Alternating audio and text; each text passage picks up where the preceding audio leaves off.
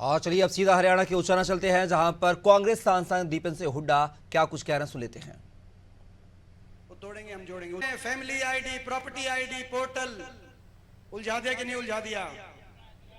और नौजवानों को उलझा दिया कच्ची भर्ती में, कच्ची भर्ती, कच्ची नौकरी सीटी में उलझा दिया।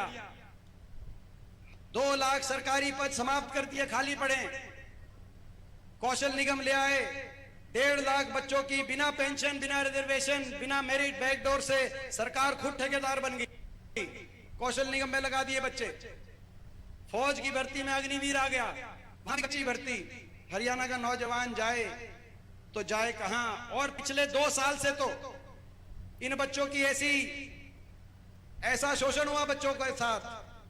पोस्ट निकाल दी, 25,000 कभी 50,000, बड़े बड़े दावे करते थे। पहले खट्टर साहब करते थे, फिर खट्टर साहब बदल गए तो नायब सिंह जी कहते थे, क्या पहले कहते थे लोकसभा से पहले रिजल्ट डिक्लेयर करके ज्वाइनिंग करा देंगे इन बच्चों का। कितना बड़ा शोषण। फिर बोला लोकसभा चुनाव हो गया, लोकसभा चुनाव के बाद कराएंगे। और फिर बोला कि भाई लोकसभा चुनाव के बाद विधानसभा से पहले करा देंगे। फिर बोला विधानसभा चुनाव डिक्लेयर हो गया, विधानसभा चुनाव के बाद कराएंगे। जैसे सनी देओल की एक पिक्चर आई थी, आपको याद होगा, तारीख पे तारीख, तारीख पे तारीख, तारीख पे तारीख। 5 साल तक इन नौजवानों को मिली तारीख पे तारीख, तारीख पे तारीख।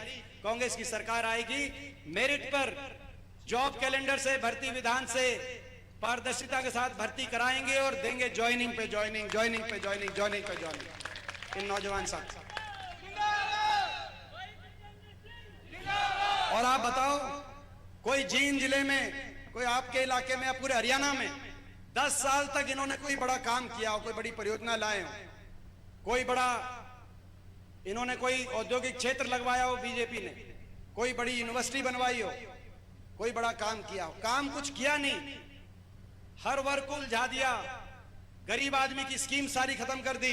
100-100 गज के प्लॉट की स्कीम, मकान की स्कीम, एससी समाज, बैकवर्ड समाज के परिवारों के लिए जो कांग्रेस की सरकार में चल रही थी, वो स्कीम्स खत्म कर दी। काम किया नहीं, लेकिन काम बिगाड़ दिया हमारा। ये एक ऐसी सरकार साबित हुई जिस सरकार में हर वर्ग को सड़क पे आना पड़ा और हर वर्ग का अपमान इस सरकार में हुआ। अपनी मंडी व्यवस्था 3 और एमएसपी बचाने के लिए किसान को 1 साल तक आंदोलन करना पड़ा, 1 साल तक सड़क पे आना पड़ा। देश के इतिहास में अगर काले अक्षरों में कोई एक ऐसी सरकार मानी जाएगी जिस सरकार में 1 साल तक किसी एक वर्ग को सड़क पे बैठना पड़ा। 750 शव इन धरनों से वापस आए, 750 शव इन धरनों से वापस आए। हम एक के घर जाते थे, कोई शव वापस आता था उचाना हल्के